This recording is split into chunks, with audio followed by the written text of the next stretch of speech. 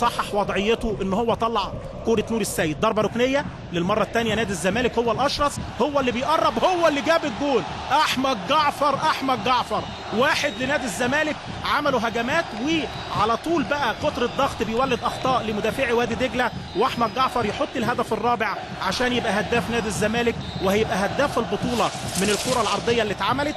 وسط دربكه او حاله فوضى دفاعيه، موجود الدكتور كمال درويش واعضاء مجلس الاداره، الكابتن ايمن يونس، احمد مرتضى منصور، الكابتن خالد لطيف عضو مجلس اداره الاتحاد المصري لكره القدم.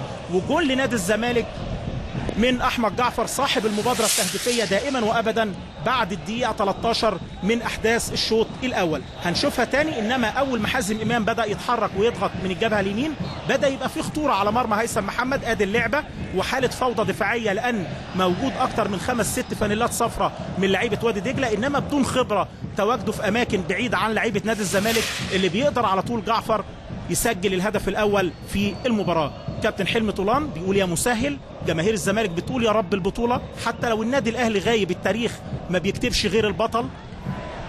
حماده طلبه يطلعها لحازم امام، مفيش اشتباكات بين اللعيبه. شيكابالا يا ولد يا لعيب على الرؤيه في منتهى الجمال والروعه، حلوه التمريره. هنشوف كده من الجبهه اليمين عبد الملك خطيره، جول بقى، جول جعفر يا سلام يا جعفر. انما شيكابالا ايه، بلسم، عمل تمريره هنشوف الاولانيه ولا في الاحلام. حلوه وهي رايحه الكره صوتنا عالي، اتعملت حلوه اللعبه اللي فاتت، والعرضيه في منتهى الجمال والروعه. احمد عيد عبد الملك وجعفر قال لك دي ما ترجعش يا جدعان. حلوه وجمله تكتيكيه في منتهى الجمال والروعه. نادي الزمالك يحط الجون الثاني عشان يكمل مسلسل الانتصارات والتقدم في بطولة كاس مصر. الدكتور كمال درويش اللي كنا لازم نتكلم عليه، هو تميمة البطولات. وادي الكابتن ايمن يونس في الفترة اللي كان موجود فيها في اخر التسعينيات وبدايه الالفيه، يمكن خد كل البطولات مع نادي الزمالك، بدايه من الدوري العام وكاس مصر، دوري ابطال افريقيا، وبيتفائل بيه الجماهير البيضاء، المجلس المعين الجديد. انما شوف عبد الملك شالها، عبد الملك ايه زي الجراح، واحمد جعفر في ظل غياب الرقابه من الاثنين المساكين يطلع يحطها في بطن الشبكه. حلوه يا جعفر، هداف كاس مصر وهداف نادي الزمالك اللي دايما بيتظلم اعلاميا انما بيرد جوه الملعب. للمره الثالثه والرابعه الحكايه والحدوته من اولها ثنائيه لنادي الزمالك على وادي دجله في نهائي كاس مصر. الابيض يقترب من احلام جماهيره البيضاء ببطوله كبيره، البطوله الاقدم في التاريخ للكره المصريه. شيكابالا وحازم امام، الضربه الحره موجوده، شيكابالا هو اللي هيلعب.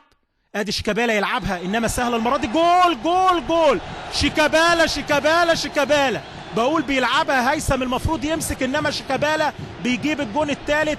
حلوه. واحد يقول لك قصده عرضيه ولا قصده في الجون، قصده زي ما قصده. شيكابالا لعيب كبير، والجون الثالث ثلاثيه لنادي الزمالك. يا تيشيرت العمر يا ابيض يا سلام، هو ده الكلام الجميل والكلام اللي الجماهير على طول تتفاعل معاه. عمل الفاول ولفت معاه حلوه، راحت وساعدته وخدمته في الزاويه البعيده لمرمى هيثم محمد.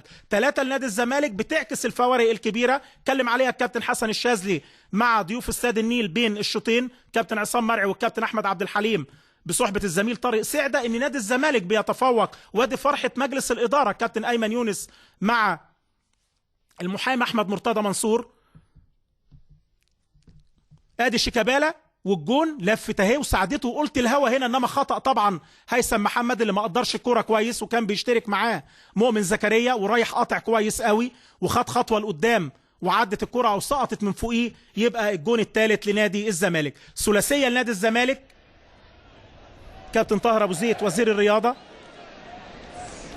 وتقترب البطوله تماما، خلاص 3-0 في ظل الاداء اللي احنا شايفينه من وادي دجله، حتى لو فاضل وقت كبير بنقرب